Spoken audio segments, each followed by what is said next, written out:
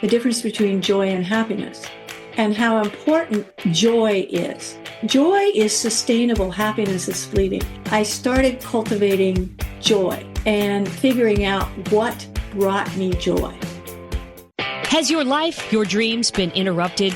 Good news. It is possible to reinvent our lives. People are doing it every day, and some are brave enough to share the struggles, disappointments, and challenges. If you are looking for a new beginning, a do-over, or to rediscover your passion, maybe even find a new one, then grab a cup of coffee and let's talk. Interrupted, Act 2, Reinventing Your Legacy, with your host, Coach Lori. Welcome, Verla Wade. Thank you so much. It's great to be here, Lori. Your website is called Ask Verla, and that's how I met you.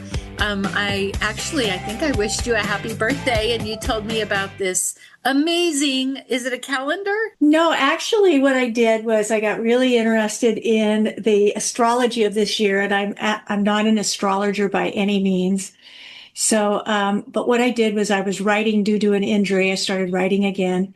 So what I did was I did a deep dive into the astrology for this year. And lo and behold, it's the fire horse year in Chinese astrology. So I wrote my first ebook. I just published it for free on my website, because it's my first one. And it's a guidebook with a lot of pictures because I'm really visual and I like color and fairly artistic. And so it's a guidebook with questions and a journal if you wish, and that kind of thing.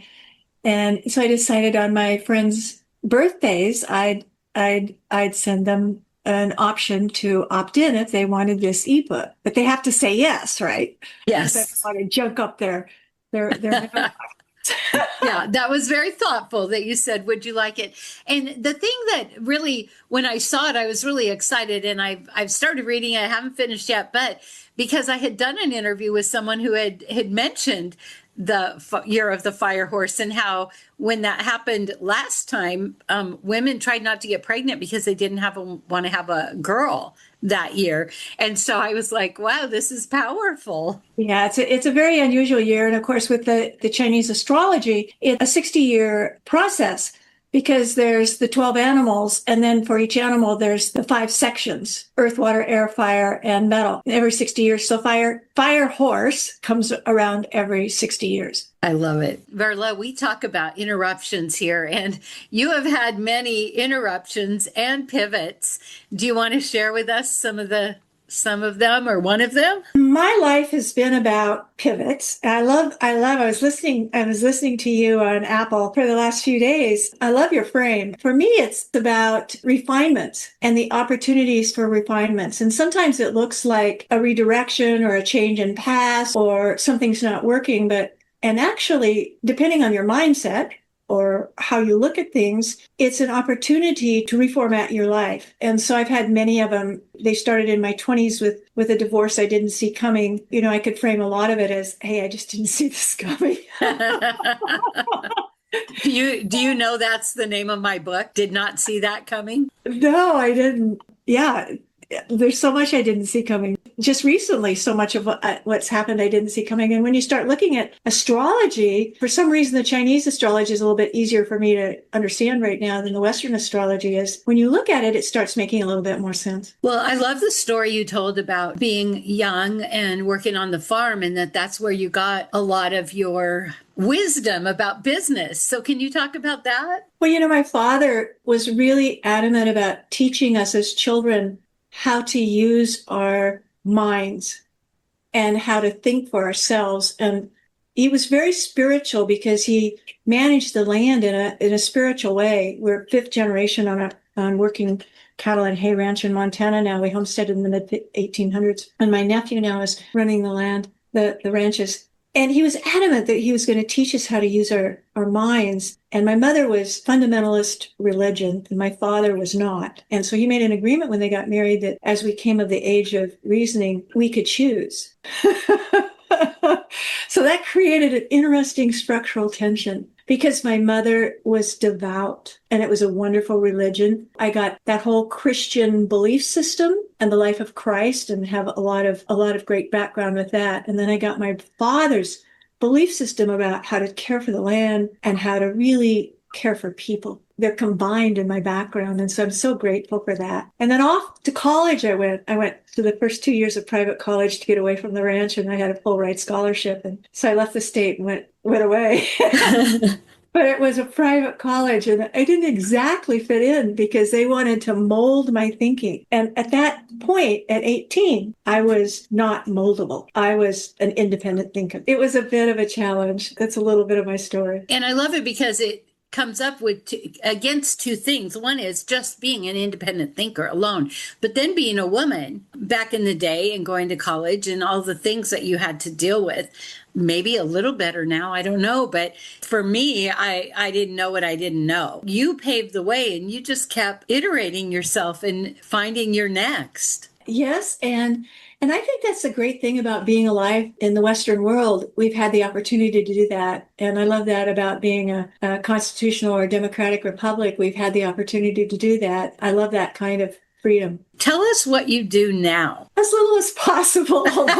I'm really not good at retiring. I'm just not good at it. I've tried it several times, and I keep reinventing myself. I work as a strategic guide for real life decisions in the world. What I do is I work with people who have an entrepreneurial mindset. These are the people that's where I come from. I left corporate in 1999, I started my own business, and I was raised by entrepreneurs. And so I really enjoy people with an entrepreneurial mindset. You can find them in corporations or not. And I work with them now, both in their personal and professional lives, identifying things that they don't necessarily see. What I'm really good at is seeing what other people don't see. And when I left corporate, I combined my sales and marketing background. I was sales marketing director in downtown Seattle, and I combined that with my love of metaphysics, and not necessarily the new age spin on it, but the ancient study of metaphysics.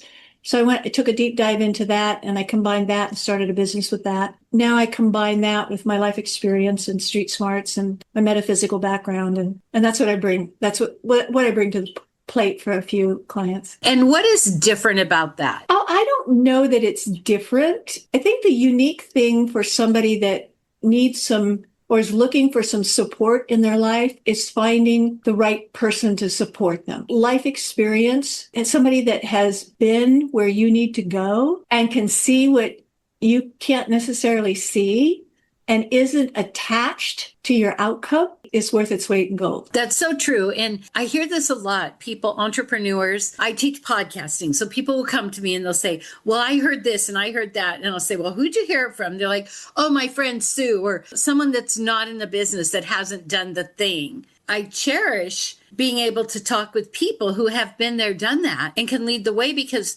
especially now it's so easy to get distracted by all these shiny things. What we're calling AI isn't really AI. It isn't really artificial intelligence. It's just a hyped up system that's plagiarizing a whole bunch of stuff, including us, if we're using it, unfortunately. And I'm not saying don't use AI. I think AI really has its place, and if it's used well, it's a very important tool. But what we're referring to as AI isn't really artificial intelligence at all. But what you're saying, just wanted to segue onto that, because what you're saying is so true. So much of it is just out there being regurgitated, and it's not authentic. And humanity. A lot of people are like talking to AI like it's their best friend, but there's no human element there. And I think that's what makes the difference. You can look at COVID in many ways. It's all about perspective. Depending on your perspective, in some ways, COVID was a real gift if we want to use it as such. We're on the other side of it now, and if we want to learn from it, there's a great opportunity to learn from it, because COVID showed us where we were really lacking. Unfortunately, we're moving so fast, we're not filling in the gaps. Can you say a little more about that? When life came to a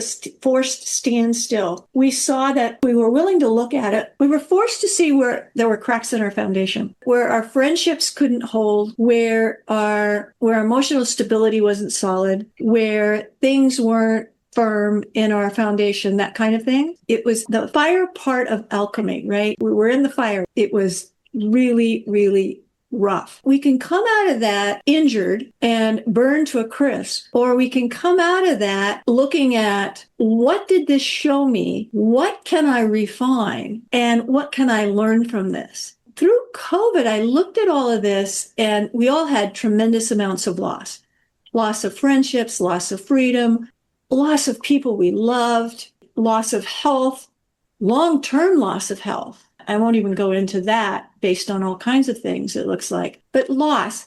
What I think that COVID showed us, if we were willing to look at it, one of the things is how unrealistic we are as humans. Here's this humanity thing about what it means to be human. How unrealistic we are about the fact that the only thing guaranteed when we're born is that we will die, that we are impermanent. I don't think most of us are aware of that through life, that we really don't know that there are no guarantees for the next day. And we live like there's a guarantee and it's our right to have that guarantee. And it's not. And COVID showed us that, if we were willing to see it. And I hope this isn't too in the face for some people, because I know some people had so much loss, so I don't want to be offensive here. The thing is, I don't hear any disrespect. I hear that you totally have empathy for that. But also, I do think, I don't know if it's when we get older, but that is what I think. Often we think there's guarantees of what we deserve, what we get. You do not need to be famous to start a podcast. You just need a story, a message, or a business that deserves to be heard. Inside Podcrafter, I help women turn their experience into influence with simple podcast tools, real support, and live office hours twice a month. Because podcasting isn't about shouting the loudest. It's about creating connection, building authority, and making an impact. I'm Lori Hardy, and I'd love to help you finally launch the podcast that's been sitting in your heart. The thing is, I don't hear any disrespect. I hear that you totally have empathy for that. But also, I do think, I don't know if it's when we get older, but that is what I think. Often we think there's guarantees of what we deserve, what we get. When, like you said, if we really strip it all down, I mean, the earth has been going on for how long? And we're just a piece of dust, really, in the time frame. So I do want you to say more about that. And it doesn't feel like you're not honoring those who did suffer. I want to stress there were all kinds of losses. Yeah. And so I don't want anyone to underestimate the loss they experienced, because I think I think it's unfortunate to sweep the loss under the carpet of what you did experience. And I think that's part of the after effects of COVID is what society is experiencing now.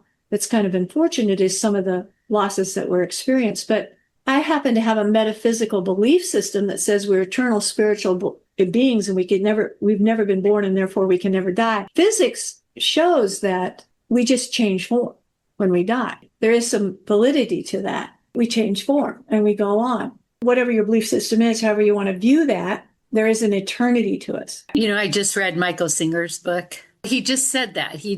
We think that we have tomorrow. We think we're owed all these things, but business is the most metaphysical thing because you learn to pay attention to the moment. Like you have to be in the moment. So it really is about the now. I really believe about the now, and as you're framing it in the moment, and everything happens in the now. When you talk about metacognition and the mind and really paying attention to what the mind is doing, if you're paying attention to what your mind is up to, if you're tracking how your mind is thinking, then you can really be aware and make a difference in your world and in your life. But if you're not aware of what your mind is doing, it's going to just stay on automatic. And what it repeats is what it thinks is best, and it builds the patterns. And those patterns are based on some really early stuff that may have been fortunate or unfortunate that kept us alive and well in the past, but aren't necessarily so functional now. If we are in the now, we can interrupt those patterns, but only if we're in the now. And the now is all we have. We don't have yesterday and we don't have tomorrow. We just have the now. When you started to realize this, was this something you knew very young, or is this something you realized later in life? No, this is not something I realized until I was probably in my late 50s. And how did you start to change that pattern to stay in the now? Because I mean, we are busy, busy people. And if slowing down is almost feels like death. And when I started realizing that the now was, how important the now was, and how it was tied into metacognition and the mind, and how it gave us then power and control over our mind and allowed us to optimize our thinking. When I started to realize all that, I also was introduced to the notion of the difference between joy and happiness and how important joy is. Joy is sustainable. Happiness is fleeting. I started cultivating joy and figuring out what brought me joy. And that brought me into an understanding of what my values and standards were, which took me back to my early days on the ranch. And my values and standards in my late 50s and even today aren't much different than what I was raised with. They've refined and they've grown up with me, and they've grown up in the world with geopolitics. And my values and standards are still the same, and they're still aligned with my North. You said, having that religious upbringing mixed with, your dad's belief system. When we have the choice to choose from an early age, I think it gives us, I don't know, would you say an advantage in a way? Well, I was allowed to question, and I was allowed to ask questions. And although both parents were very uncomfortable with, I was very precocious with the kinds of questions I asked. And I was also a very good girl, so I didn't want to ask uncomfortable questions. Although when it came time to ask the questions, I had the backbone to ask them. So I was allowed to ask the questions, and in my mind, I was asking them. Curious kids often get shut down. One of my favorite podcasts is called Crime Analysts. It's Laura Richards, and she always ends with, and I emailed her and asked her if I could use it too when I was on the radio, and I always end my show with, be curious, ask questions, and always trust your instincts. Curiosity feels to me like a lost art. I can't tell you how many times I'm in a room with people and there's just no curiosity. Oh, I know. It's such a killer. I love curiosity, and it's so important. Somewhere along the line, I think it was in about the fifth grade. I don't know if it was my father or my mother, but they said, and of course, education for in our home was about how to think, not what to think, but how to think.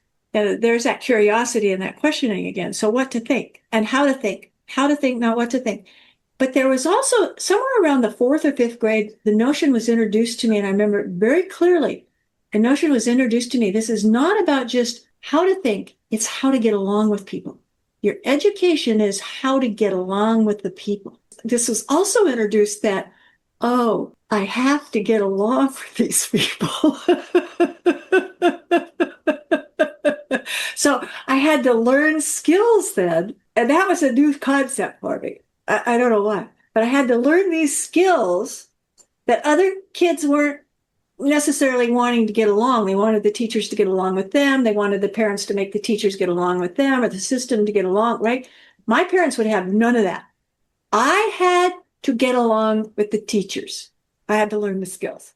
I think we call those the good old days. I just love this so much. There's a couple of books that I read where the main character is like a very precocious, smart child. The way they come at life with curiosity is so refreshing. And I love hearing stories of people that reflect back to when they were young and learned certain things. And that's what really I loved about our conversation, is how your parents allowed you the freedom to be curious.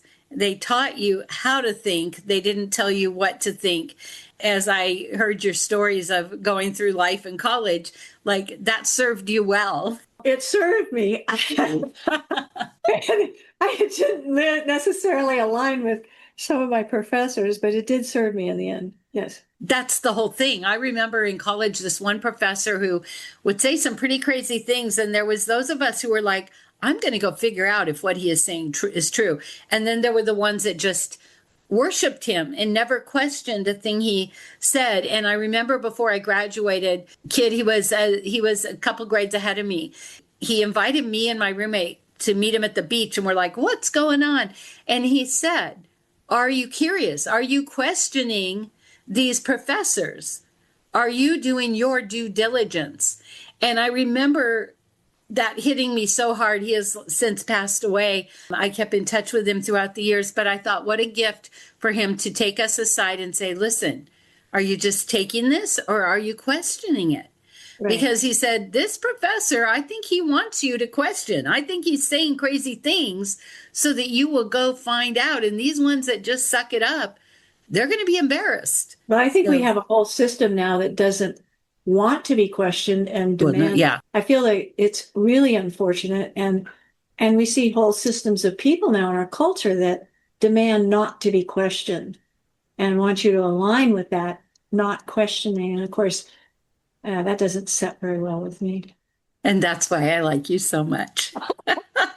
Well, Verla, if someone wants to find you, what's the best way to reach out? I have a website called askverla.com, and you can find me there, and I'm very reachable. You can find me on Facebook. You can find me on, I'm writing regularly on Substack. You can find me on LinkedIn. My website is really up to date, and we can set up a time to talk, especially through my website, if you're interested in knowing more about me or the services I provide.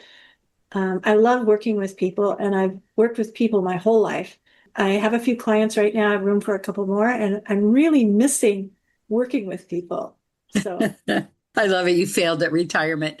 Well, Verla, this has been so wonderful. What is it, before we go, what is it you really want us to know? You know, I saw that question. There's a couple of things. I think joy is really important. I think grace, however you define it, however one defines it, is really important. And I think one of the most important things is forgiveness. I believe that when we talk about forgiveness, we need to address whether it's joy or love or forgiveness. We need to fill our own cups with that first. We need to give it to ourselves first so that we can then bring a full person to the world. Wow, I love that. I did an interview with a lady who learned about forgiveness, and she was surprised that she had to forgive, and she called it that F word. Forgiveness is a tough one to understand, because forgiveness doesn't mean we approve of what happened. It doesn't mean we ratify what happened. It doesn't mean what happened was correct or right or any of that. It just means we forgive to release ourselves from the event and the person. Some people say they never forgive. I say I always forgive and I never forget. Now that's brilliant. Well, Verla, thank you so much. It's been a joy to see you and your beautiful cat. Am I seeing two cats or one? No, you're seeing one. We have one left of a litter mate of two, and she's maybe her last year, but she's a really great companion. Yeah, she can tell she likes to be near you. Oh yeah, she's a familiar. She's wonderful. Well, thank you so much. Thank you. It's been lovely. Thanks for the invitation. If you love this podcast, here's a big ask. Will you share with your friends and family, subscribe, give us a review, and a 5-star rating so that others looking to reinvent their lives will be able to get the help they're looking for? Thank you in advance.